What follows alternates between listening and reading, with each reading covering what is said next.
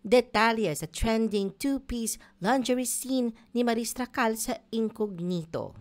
Ibinahagi ni Maris Racal ang unang eksenang kinunan niya para sa kanyang taping sa Baguio para sa seryeng Incognito. Sa isang Instagram post, isiniwalat ni Maris ang unang eksena niya ay kinakailangang tumakbo siya sa labas ng tanging underwear lamang ang suot. Isang hamon dahil sa malamig na klima ng Baguio. Anya sa caption, "I didn't expect this to be the first scene I have to shoot on day 1 of the Baguio leg for Incognito.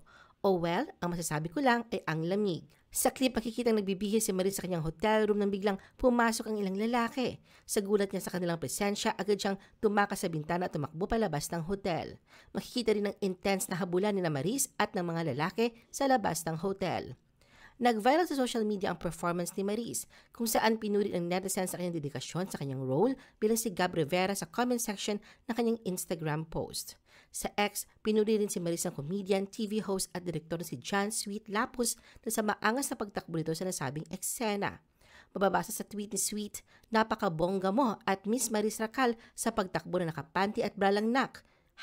#Incognito."